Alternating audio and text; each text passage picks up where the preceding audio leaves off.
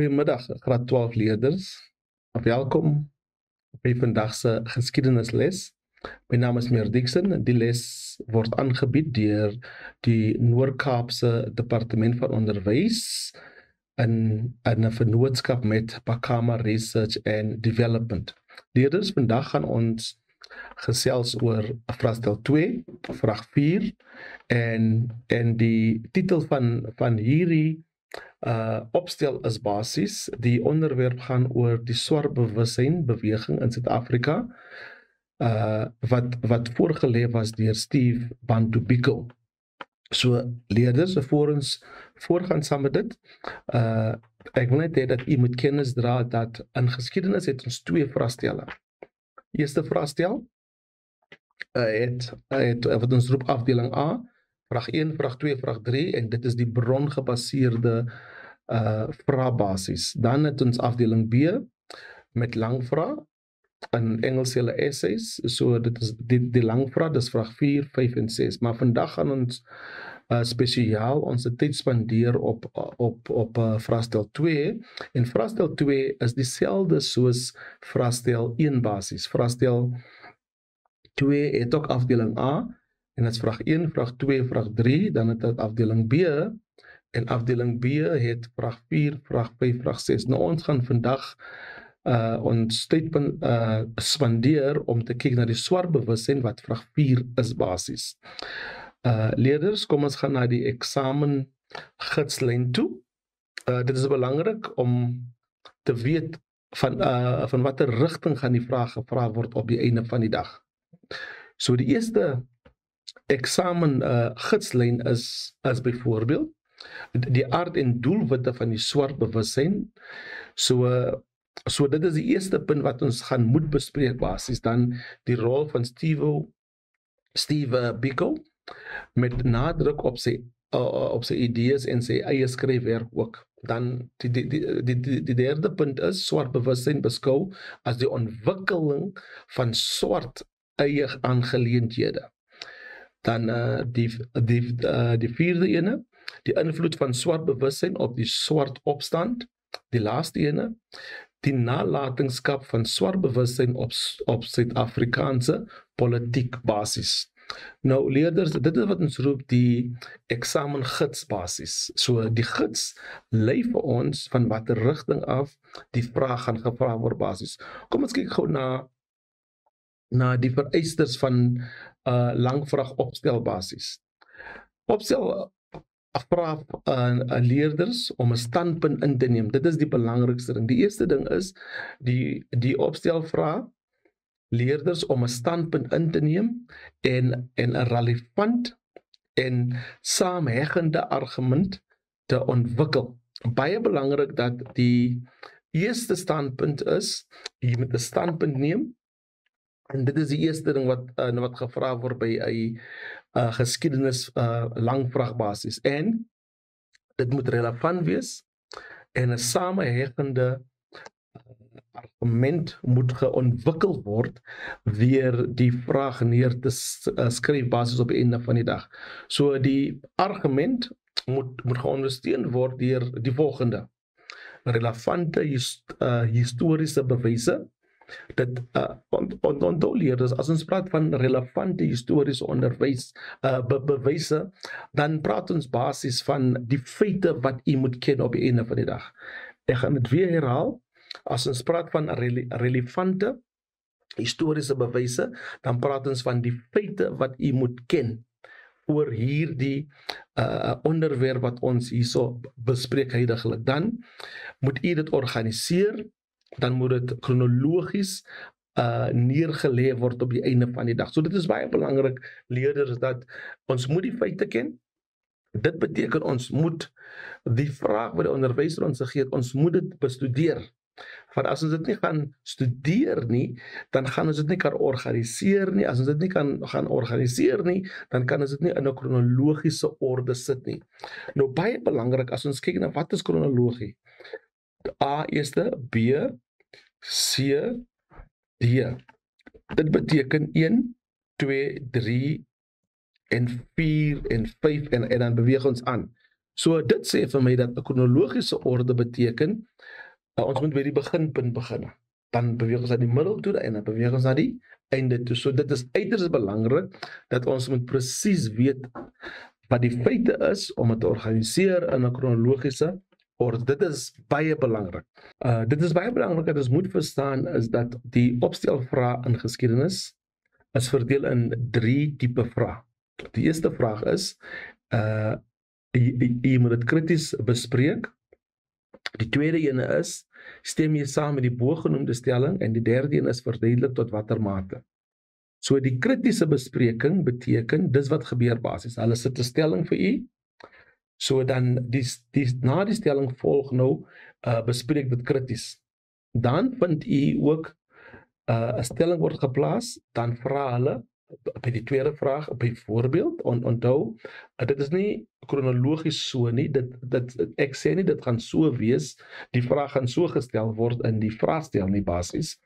Dan gee hulle jou die stelling, as hulle vir jy die stelling gegee het, dan vra die vraag stem jy saam met die bogenoemde antwoord. So as net krities bespreek en stem jy saam waar hulle die stelling gee, dan moet jy bespreek tot watter mate hulle die sin begin verduidelik tot watter mate. Dan gee hulle die stelling vir u en dan moet u nou die vraag beantwoord volgens dit op die einde van die dag basis. So dit is uiters belangrik dat ons die 3 maniere hoe hulle die lang vraag gaan opstel, dat u dit moet verstaan basis. Dan as u nou verstaan hoe die lang vraag gaan gevra word of die opstel gaan gevra word, dan die eerste ding wat u moet onthou, die inleiding moet duidelik gemaak word van die standspoor af. So die eerste paragraaf wat ons te doen gaan kry is die inleiding. So wat gebeur by die inleiding is dat die inleiding moet altyd duidelik wees vir die persoon wat dit gaan lees, uiters belangrik. Dan is die volgende vraag wat moet gevra word, wat is die direkte reaksie op die vraag? Dan moet u ook vra rede waarom die standpunt ingeneem word. Dan baie belangrik leerders dat ons moet verstaan.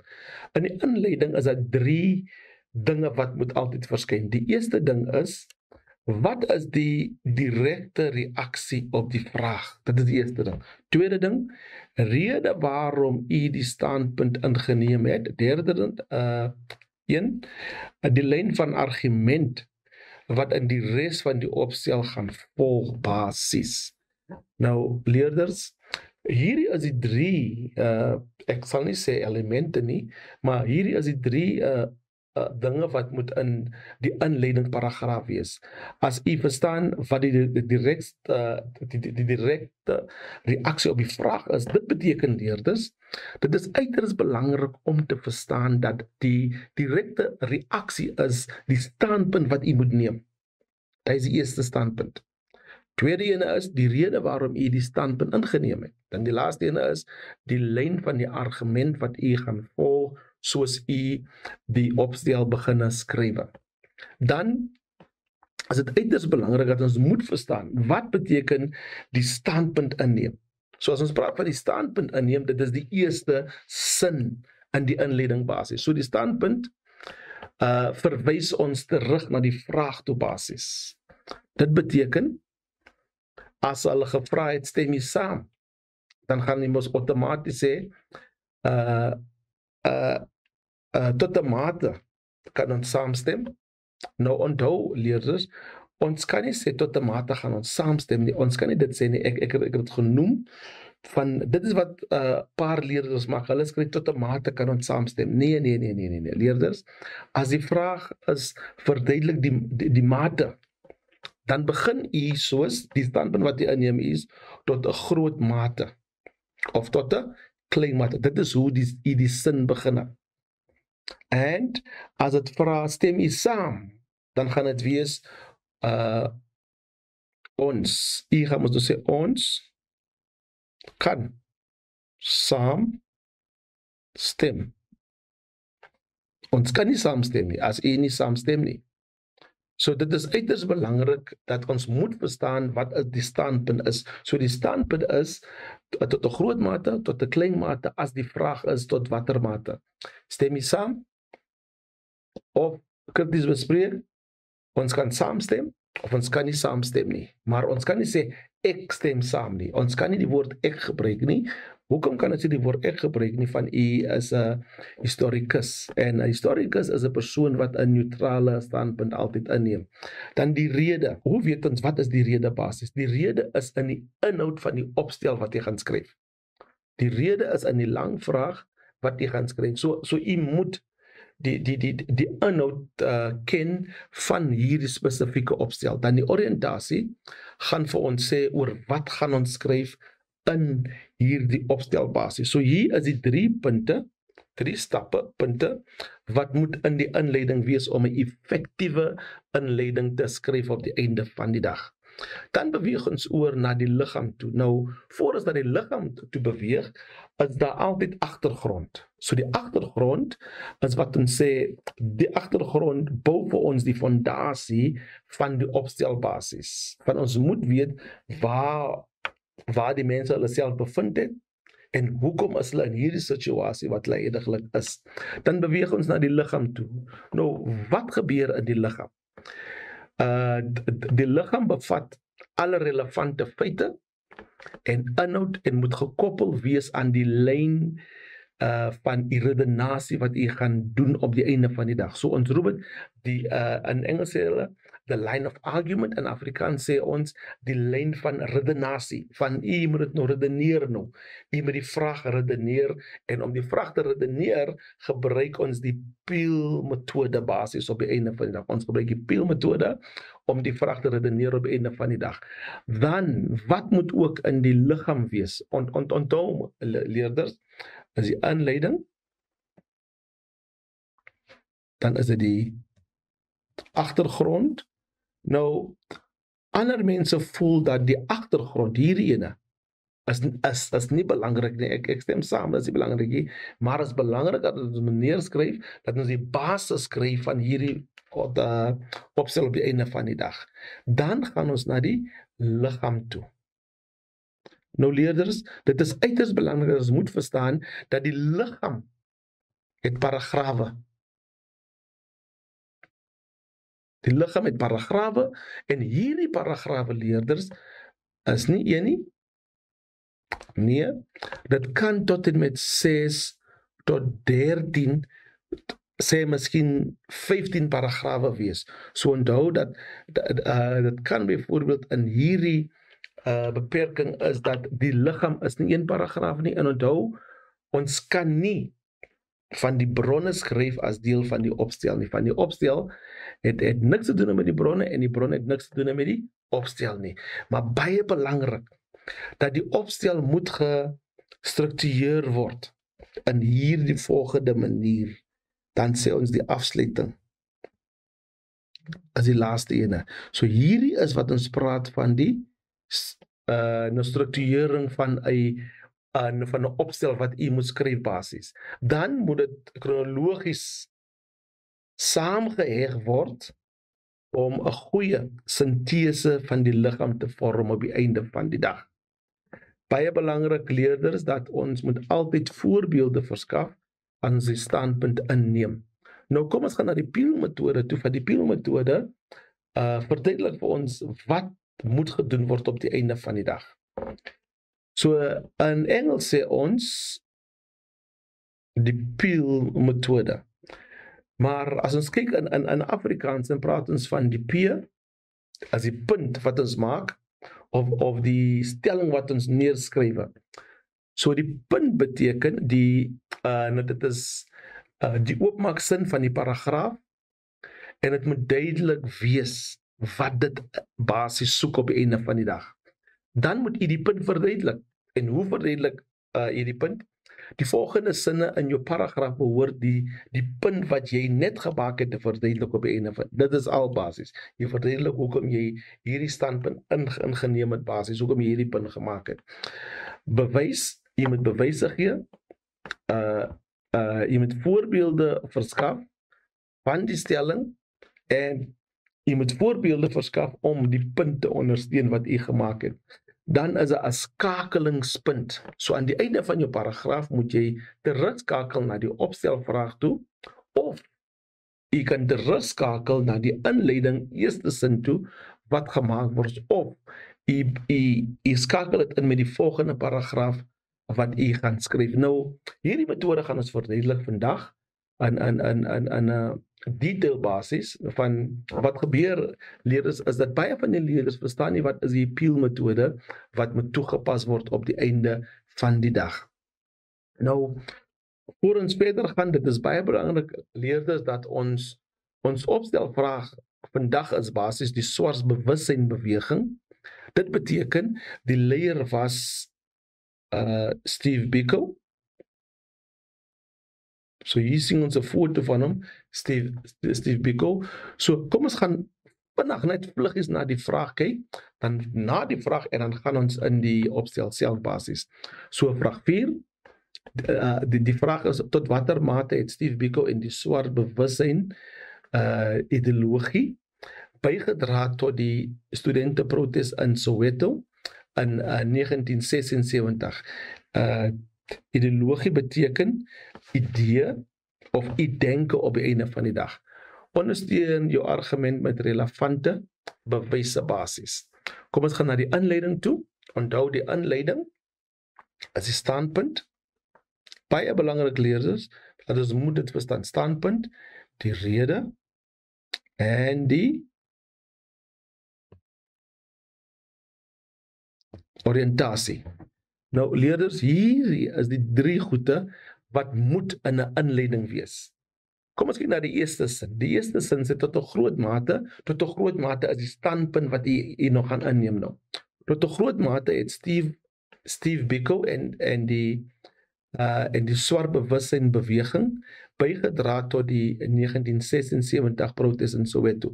So dit is dit is nou die standpunt wat u nou basis inneem nou. So hierdie is nou die standpunt in rooi in. Dan in swart sien ons dat die swart bewussynbeweging en Steve Biko het die swart gemeenskap met 'n nuwe trots in hulle self, hulle pogings, hulle waardestelsels, hulle kultuur, erfenis, hulle godsdiens en hulle lewensbeskouing gevul.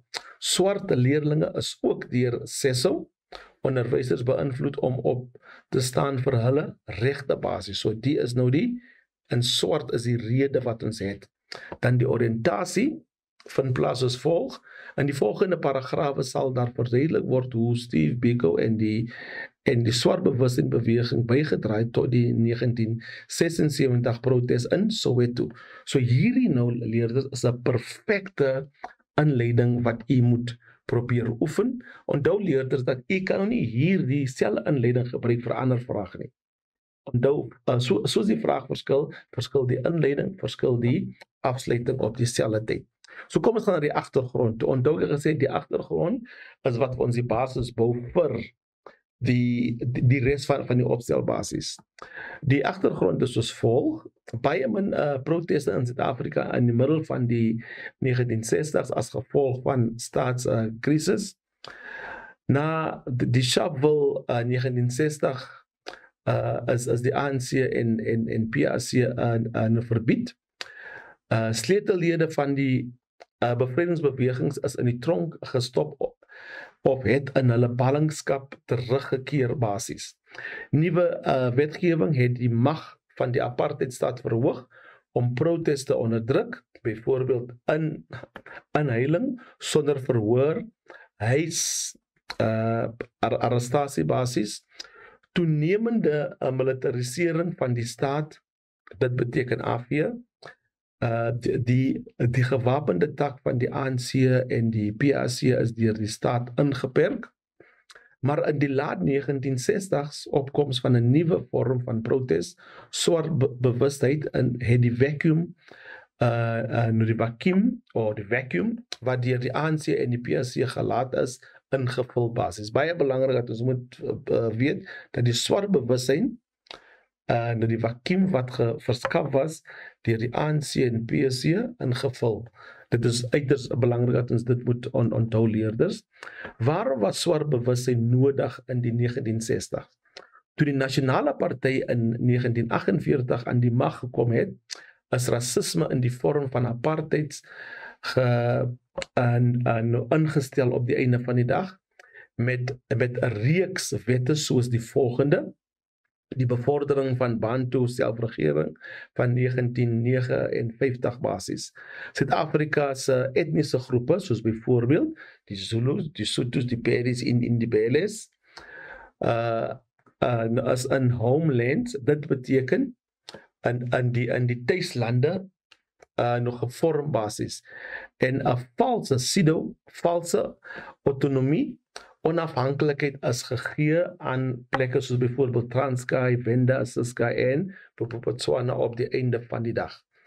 Dan die resultaat was dat in die laat 1960 die aantal jong swart mense met toegang tot universiteitsopleiding dramaties toegeneem het op dieselfde tyd. Steve Biko het geglo dit was noodsaaklik om die taal van separate development af te skraap en apartheid te sien vir wat dit was: rassistiese beleid wat swart mense onderdruk het as gevolg van hulle beenpigmentasiebasis of velpigmentasiebasis. Nou kom ons kyk gou na die eerste paragraaf wat die vraag beantwoord op die einde van die dag. Kom ons gebruik die Peel-metode om hierdie paragraaf uit te beeld.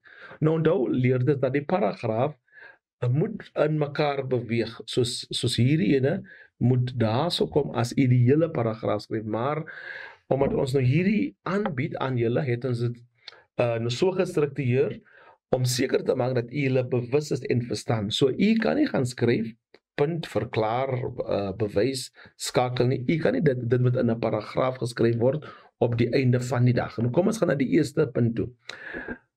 Die swart bewussynbeweging het begin as 'n geïnstellendheid eerder as 'n politieke beweging basis. Nou noem ons verduidelik, ons moet verklaar hoekom sê en so. Dit het swart gedefinieer as al diegene wat deur apartheid onderdruk is.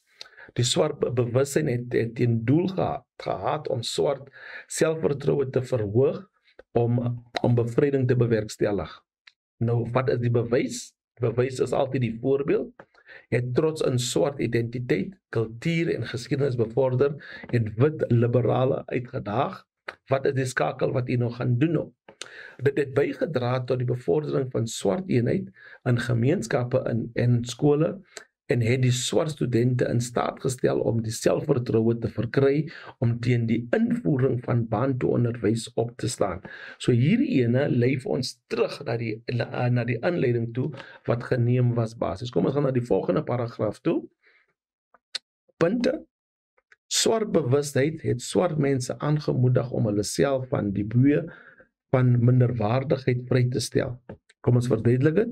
Biko het geglo dat swart mense in sielkundige kettings geleef het, terwyl hulle in wit superioriteit geglo het en op wit mense vir oorlewing staat gemaak het. So ons verduidelik nou waarom die aanmoediging. Dan gee ons nou 'n voorbeeld.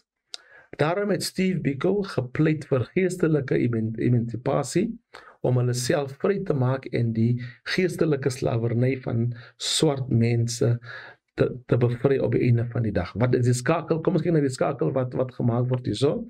Dit het ook beteken dat swart mense hulle self moes vrymaak. Vir swart mense moes hulle waardes, hulle selfbeeld en hulle hele uitkyk gedirefinieer het basis op die einde van die dag. Dit beteken herdefinieer, beteken hulle dit in Engels sal ons sê hulle dit gerestructure basis. Hy het die volgende gesê: swart soos ek, swart is pragtig, trots swart en pragtig op die einde van die dag. Kom ons gaan na die volgende paragraaf toe. Punt, Steve Biko het die term nie blankes verwerp omdat dit swart mense op 'n negatiewe manier gedefinieer het. Kom ons verduidelik dit. Die term swart het uit die Verenigde State gekom en het nie blanke vervang. Swart Amerikaners het die idee van nie-blanke eenheid teenoor hulle onderdrukkers aangebied. Kom ons kyk die bewyse, die voorbeeld wat daar is. Die term swartes, volgens Steve Biko, het verwys na enige ras wat deur apartheid onderdruk was basies.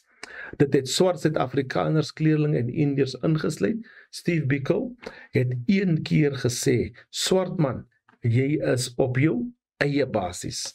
Dit is ook waar dat Amerikaners bygedraai het tot die styl en tot die beperking en die intelligensie van die swart bewussyn in Suid-Afrika op die einde van die dag. So kom ons kyk, wat is die skakel? Biko en sy jong maats het die filosofie van swart bewussyn bevorder, wat swart mense aangemoedig het om hulle self van die kettinge van onderdrukking te bevry, en dat alle swart mense, insluitend Afrikaners, kleerlinge, Indiërs, na hulle eie bevryding moet streef. Nou, in die apartheidsdae was die blanke vrouens ook geonderdruk. So hulle was ook deel basis van die bevryding van swart mense van die stelsel van apartheid op die einde van die dag. Kom ons gaan na die volgende paragraaf toe wat praat van die populariteit van die swart bewussyn beweging. Die punt, die nasionale partyregering het gereageer op die gewildheid van die swart bewussyn beweging, verduidelik. Die regering het aanvanklik die swart bewussyn beweging verwelkom, dat het dit gesien as iets wat in lyn was met die beleid van afsonderlike ontwikkeling. Kom ons kyk na die antwoorde. Maar Biko was baie welsprekend en sy ondersteuning het gegroei. Hy was duidelik nie maklik om te koop of deur die apartheidse regering te beheer kon word op die einde van die dag. So niemand kan hom omkoop nie basis. Wat dit is skakel wat ons kan doen van hierdie paragraaf, die regering het sy beleid van onderdrukking verhoog, verwyderings, arrestasies, verbod, huisarrestasies op dieselfde tyd ook, so Steve Biko was gestuur na King Williamstown toe onder huisarrestasie basis op die einde van die dag. Kom ons kyk na die oorsake van die Soweto opstande in 1976. Kom ons kyk na die punt wat gestel word. Die apartheidsregering het die Bantus onderwys in swart skole gevestig. Verduidelik, die woord Bantu in die term Bantu onderwys is hoogs politiek gelei en het neerhalende konnotasie basis op die einde van die dag. Bewys, studente moes die helfte van hulle vakke in Afrikaans leer en die skole was daarop gemik om swart studente voor te berei vir ongeskoolde arbeidbasis. So as ons praat van helfte van die vakke, en dan praat ons van byvoorbeeld soos wiskunde, was een van die vak, biologie was die ander vak, en dan kyk ons basis na natuurenskykunde was die ander vak ook basis. So as ons mooi kyk, en dan kyk ons na al die natuurenskykende vakke, insluitend wiskunde, wat deel gevorm het van hierdie vakke wat in Afrikaans moet aangebied word. Kom ons kyk na die skakel. Die Bantu onderwysstelsel was daarop geontwerp om die Afrikaners opleiding sodat hulle kan die rol speel basis van 'n slaaf op die einde van die dag. Dit is basis waar dit gebaseer was. As ons praat van die Afrikaner en dan praat ons van die swart Afrikaner in Suid-Afrika basis. Kom ons gaan na die volgende paragraaf toe. 'n Punt, volgens die apartheidregering was daar geen plek vir die Afrikaanse kind in die Europese gemeenskap bo die vlak van sekere vorme van arbeid nie. So dit sê leerders dat swart Suid-Afrikaners was opgelei om basis te wees, soos ons sal sê in Engels, om die boy te wees op die einde van die dag. Dan die verduideliking, die verklaring is verwoord, wat in beheer was van die Bantu-stand, het genoem dat dit geen nut het vir 'n swart Afrikaner kind om 'n opleiding te ontvang wat as doel was vir dit nie. So Afrikaners, swart Suid-Afrikaners kan nie geabsorbeer word in die Europese gemeenskap nie. Daarom het die regering in 1975 besluit om die Afrikaanse taalbeleid te handhaaf. Wat is die bewys? Die helfte van die vakke moes in Afrikaans onderrig word, soos ek gesê het, wiskunde, natuurensgekende, biologie. Dit het grootliks die swart onderwysers en studente beïnvloed en gelei tot die beswaring van hoofde en onderwysers en ouers basies. Wat is die skakel wat kan gedoen word? Studente het begin om klasse te verbied. Hulle het weggebly, hulle het, soos hulle sal Engels sê, geboycott, omdat hulle nie gelukkig was met die opvoeding wat hulle geontvang het. Kom ons kyk na die volgende paragraaf. Die impak van die filosofie van die swart bewustzynbeweging op swart studente het gelei tot die vorming van die Suid-Afrikaanse studentebeweging, SESM. Nou kom ons verduidelik dit gou-gou. Die Suid-Afrikaanse studentebeweging SESM is gestig vir skoolstudente. Dit is geïnspireer deur Steve Biko en die swart bewussyn filosofie op die einde van die dag. Leerders, baie belangrik dat ons moet hierdie begrip verstaan basies. As ons die volle woord uitskrywe, soos swart Afrikaanse studentebeweging, dan skryf ons dit in 'n afkorting, maar as ons dit weer skrywe, dan kan ons net die afkorting skryf. Van ons het dit mos nou klaar verduidelik wat beteken dit basies. Kom ons gaan na die voorbeeld toe.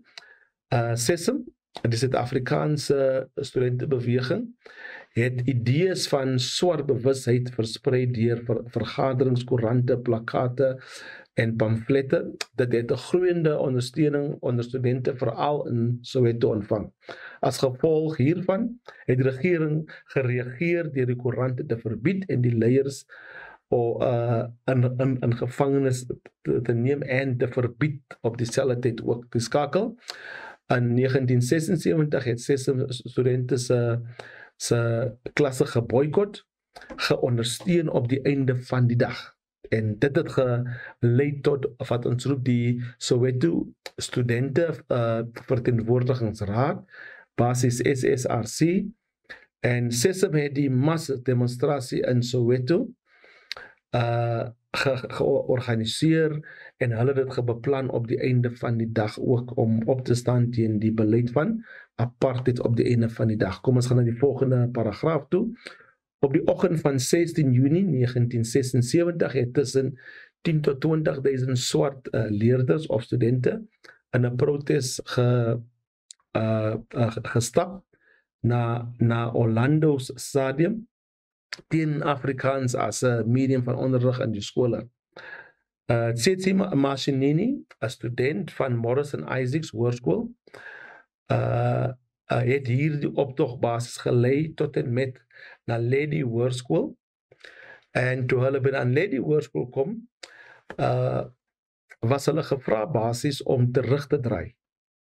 Maar wat gebeur het is dat op daardie oomblik was die atmosfeer, nou al die leerders was basis gelukkig. Hulle het plakate gehad wat gesê het, down with Afrikaans, viva Azanian, if we must do Afrikaans, then Foster must do English. En die atmosfeer was baie nog gelukkig basis op die einde van die dag. Almal was gelukkig, outomaties was dit gelukkig, want dit was 'n dag waar die kinders nie skool toe gegaan het nie. En dis wat gebeur het basis. Die studente was gevra deur die polisie om terug te draai, en ongelukkig het hulle nie teruggedraai nie. En dit het veroorsaak basis dat daar geskiet word op die betogers basis. En onthou, al die betogers was basis skoolkinders basis. En dit het gelei dat Hector Peterson was een van hierdie persone wat geskiet was, wat eerste gesterf het op die einde van die dag. Nou onthou, hy was nie die eerste persoon, hy was een van hierdie persone wat eerste geskiet was, en op dieselfde tyd was hy ook van die persone wat eerste gesterf het op dieselfde tyd. En in die foto, julle sal sien later, in die foto dra Hastings Ndlovu hom in sy hande en sy suster Zolani Hector Peterson wat langs Hastings Ndlovu hardloop basis op die einde van die dag. En dit is belangrik leerders dat ons moet verstaan dat Hector Peterson sy suster se naam was basis Antoinette Sithole op die einde van die dag. Nou wat het gebeur is die polisieaanvalle op die betogers het basies gelei tot onrus, nie net in Soweto nie, maar in die res van Suid-Afrika op die einde van die dag.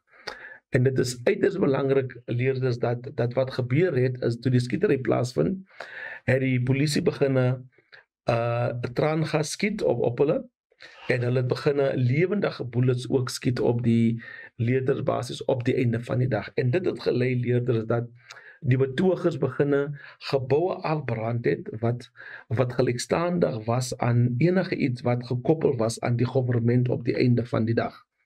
En dit het ook gelei, leerders, dat die geweld het toe versprei landswyd. En soos dit landswyd versprei het, leerders, is dit 'n teken dat die swart bewussyn het die swart mense beginne beïnvloed basis op die einde van die dag, dat hulle moet opstaan vir wat reg was vir hulle self op die einde van die dag. Nou, leerders, wat gebeur het basis is dat ons moet verstaan dat tussen daardie tyd, 1976, was al die skole in Suid-Afrika van die swart skole was gesluit. En dit beteken, as ons sê die swart skole was gesluit, dit beteken dit was toegemaak tot en met die volgende jaar, 1977. Toe het die leerders weer teruggekeer skool toe, en toe hulle weer teruggekeer, toe moes hulle oorbeginne met die vorige standaard of die vorige graad wat hulle in was op die einde van die dag basis. So, nou kan ons basis sien, leerders, dat wat gebeur het in Soweto, het basis gelei tot die dood van Steve Biko. Want hulle glo dat die swart bewusbeweging onder die leiding van Steve Biko het daartoe gelei dat swart mense beginne bewus was of bewus geword het van hulle haaklike omstandighede waar hulle self ingevind het. En deur die Soweto opstande was daar baie kritiek van die internasionale veldbasis. As ons sê internasionale veld, dan praat ons van lande uit Suid-Afrika basis. En dit is baie belangrik dat Suid-Afrika nou beginne geïsoleer was deur die beleid van apartheid in Suid-Afrika. Besigheidsleiers het ook druk geplaas op die regering. Van sommige besighede het die land verlaat op die einde van die dag. So dit is uiters belangrik, leerders, dat ons moet verstaan wat gelei het tot die Soweto opstande in 1976. So wat ek gedoen het, leerders, ek het die vraag beantwoord wat gevra was basis. Nou kom ons gaan na die afsluiting toe gou. So hoe sluit ons 'n opstel af? Die leerders moet die argumenteer afsluit deur terug te keer na die vraag wat gestel was aan die begin. In baie gevalle sal dit beteken die herformulering van die hooflyn van die argumenteer. Dit moet ondersteun word met 'n beslissende getuienis op die einde van die dag. So dit moet geondersteun word om seker te maak dit is reg. Kom ons kyk hoe was dit afgesluit hierso. Ter afsluiting van my opstel het ek aangedui dat Steve Biko en die swart bewussyn ideologie in 'n groot mate bygedraai het tot die 1976 protes in Soweto. Swart leerders, kyk mooi leerders, hierso is nou my eerste sin. Swart leerders is deur Seso opvoeders beïnvloed om op te staan vir hulle regte en ook te veg vir dit. Die swart eenheid wat by swart studente in geboesem is, het gelei tot die Soweto protes op die einde van die dag. Leerders, baie belangrik dat ons moet kyk na die invloed. So, kom ons som dit alles gou op.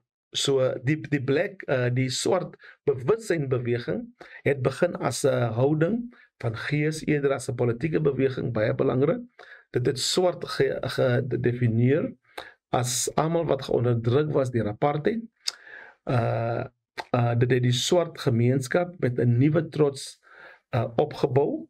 Hulle pogings, hulle waardestelsels, hulle kultuur, hulle godsdienst en hulle lewensbeskouing toegevul basis. Steve Biko het geglo dit was noodsaaklik om die taal van afsonderlike ontwikkeling weg te praat van en apartheid te sien vir wat dit was. 'n Rassistiese beleid wat swart mense onderdruk het weens hulle velpigmentasie op die einde van die dag. Nou, leerders, dit is baie belangrik dat ons moet verstaan. Omdat Steve Biko nog gevoel het dat apartheid moet gesien word vir wat hy was. Steve Biko was doodgemaak. Hoe was Steve Biko doodgemaak? Hy was op pad Kaap toe hy terugkeer van Kaapstad af, was hy gearresteer, hy was na Port Elizabeth polisiestasie toe geneem, hy was gemartel, en tydens die martel het hy bewussyn verloor, en hy was in 'n Land Rover bakkie gesit, en hy was vervoer van Port Elizabeth na Pretoria toe hulle by in Pretoria aankom, toe was hy verklaar dood. So die minister van verdediging het gesê dat Steve Biko het gesterwe weens brein skudding wat plaasgevind het. En wat basies gebeur het, hy is dood van breinskudding. Sy brein was beseer, maar dieselfde tyd het die minister van verdediging gesê dat Steve Biko is dood deur hongersnood basis, en deur ondersoek deur sekere koerante, nou was dit bekend gemaak dat hy het breinskade aangedoen, en die breinskade is hy basis dood, omdat hy gemartel was, en omdat hulle hom so nog geslaan het op die einde van die dag. Leerders, dankie dat u geluister het vandag, en ek hoop u gaan hierdie notas vat en hierdie notas bewerk, sodat u 'n beter verstandhouding kan opbou weens die paragraaf van die swart bewustzynbeweging. Dankie dat u geluister het na my, en sien u volgende keer. Bye.